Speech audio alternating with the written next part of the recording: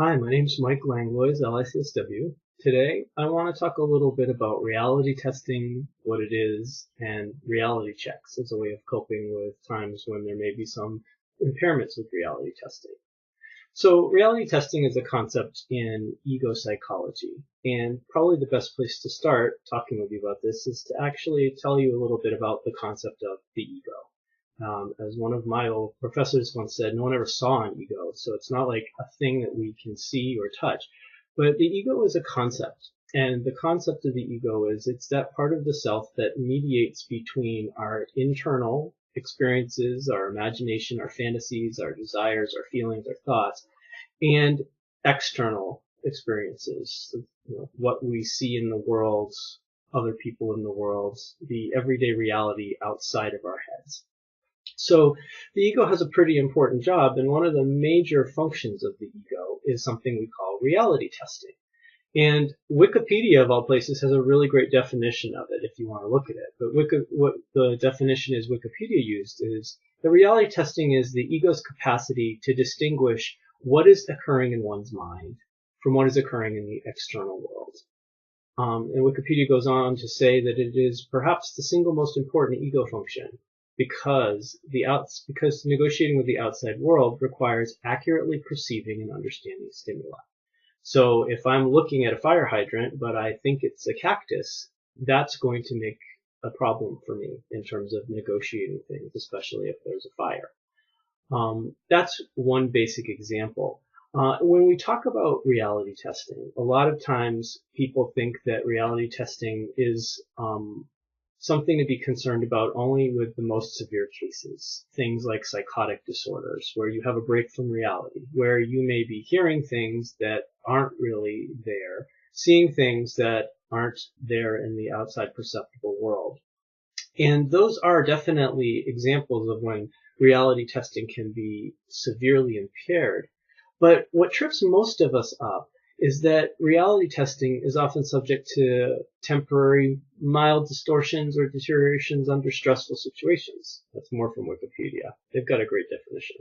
So what that basically means is even if we don't have psychotic symptoms as part of our daily mental health, even those of us that don't have that level of functioning can have impaired reality testing when we get very stressed or very anxious about things. So that when we get stressed and anxious, the thoughts and feelings and ideas and experiences we're playing over internally in our minds don't necessarily jive with the external circumstances. And this can get us into a lot of trouble because it can have us do, choices that may not be the best choices, but it also can make us think things about ourselves that just aren't accurate.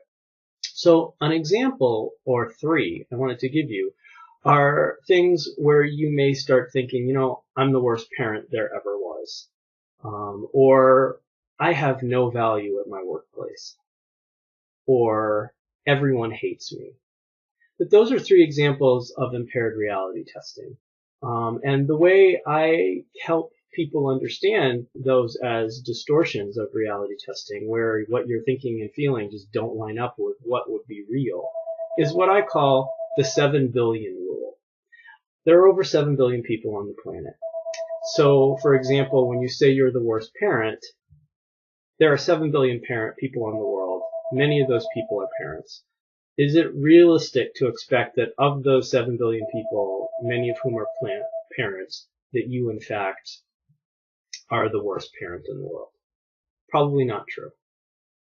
Another example, I have no value at work. There are 7 billion people on the planet, and they're all working at various things, whether it be taking care of a home, taking care of a family, working in the corporate world, doing psychotherapy, taking any number of tasks of their daily life.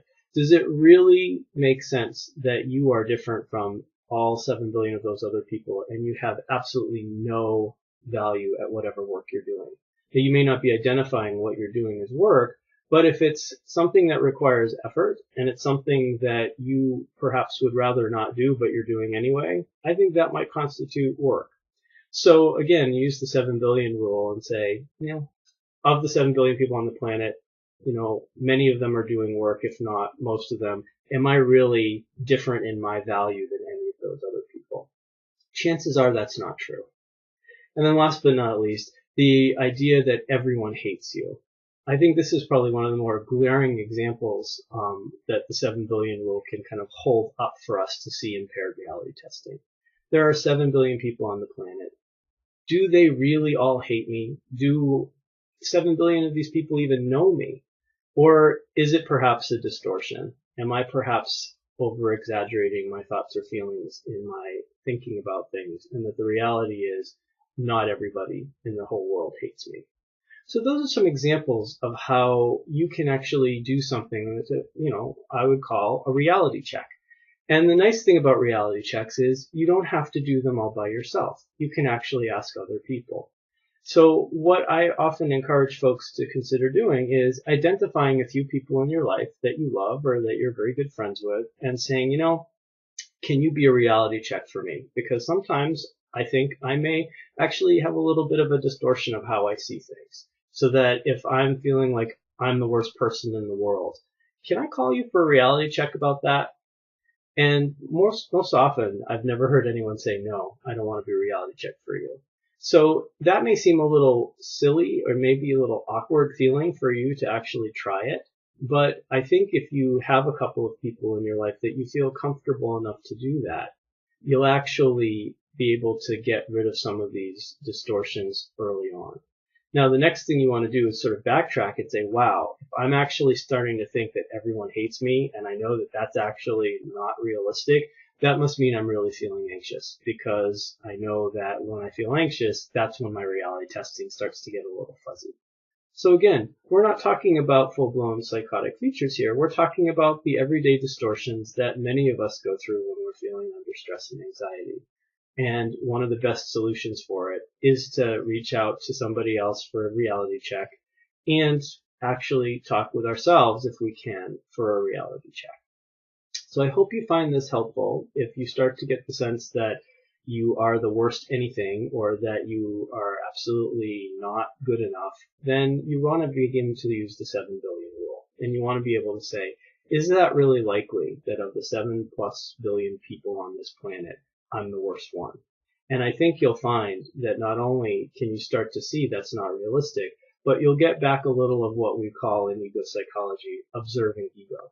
You'll be able to kind of say, look at what I'm doing. This just doesn't make sense. I think I need to do something to take care of myself because I'm starting to get stressed.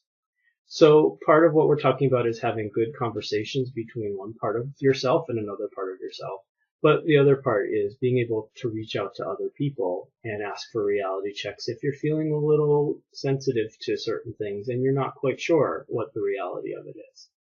Hopefully you found this helpful. And again, my name is Mike Langlois, LICSW.